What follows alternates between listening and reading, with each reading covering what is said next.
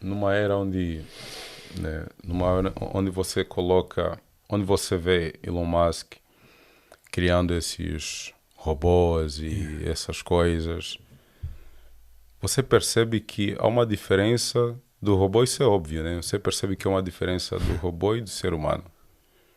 Mas ninguém em sã consciência viria à tona ou nas redes sociais e faria uma afirmação assim: o robô surgiu porque houve um aquecimento, um superaquecimento de partículas. Não tem como afirmar que um robô estruturado daquele jeito surgiu do nada.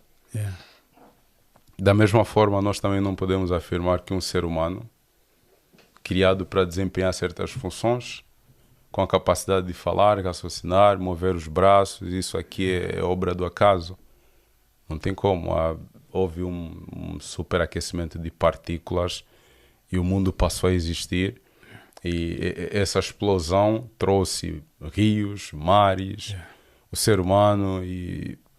Tudo. Não tem como. Isso aqui fica muito óbvio que alguém, além da nossa capacidade, que nos criou. Por isso é que eu disse anteriormente que essa pergunta para mim não faz sentido. Não faz sentido. Não faz sentido, porque se tem coisas que nós olhamos e pensamos, puxa, quem fez isso pensou bastante. Com o ser humano tem que ser 1000 vezes esse pensamento. Por quê? Porque nós somos impressionantes. Assim, se você olhar na questão de criação, ninguém consegue reproduzir um ser humano igual, a não ser o próprio Deus. Ninguém entra num laboratório e vou criar um ser humano aqui, vou colocar a capacidade de pensar. Não dá para fazer isso. Tanto é que essas empresas grandes têm tentado e não funciona. São robôs que saem, né? E, assim, olhar para tudo isso, para essa fase em que nós nos encontramos e pensar se Deus existe, acho que não é um questionamento muito justo. Nem lógico. Não, nem lógico. Nem lógico. Pá, uma vez falava com um ateu, já falei com vários, e eu disse algo ao homem, que ele ficou assim a olhar para mim, mas que é verdade. Depois vim para casa e vim a pensar, isto é verdade, meu. Tu não és ateu? Eu disse, eu sou ateu. Não, tu não és ateu. Tu não podes ser ateu, meu. Porque para tu seres ateu, ou dizeres que Deus não existe, tu tens que ter todo o conhecimento sobre Deus, man. Então se tu nem sequer a Bíblia conheces, como é que tu podes dizer que és ateu, meu? Tu só podes dizer que és ateu, ou eu, ou qualquer um, quando eu tiver todo o conhecimento ao meu dispor. Já leste tudo aquilo que devias ter lido. Exato. Já sabes tudo aquilo que Deus fez, que Deus falou, que Deus é. Não sabes? Como é que podes dizer que és ateu? Não é? Como é que eu posso dizer que Deus não existe? Ou que... Ok, então, mas quem é que escreveu a Bíblia? Foram homens? Foram homens, claro. Então, quem é que ia escrever a Bíblia? Não é? Mas sem a ler, sem a conhecer, como é que alguém pode afirmar que Deus não é real? Ou que a Bíblia não é verdadeira? A implicação dos ateus, por mais incrível que pareça, é com Deus da Bíblia.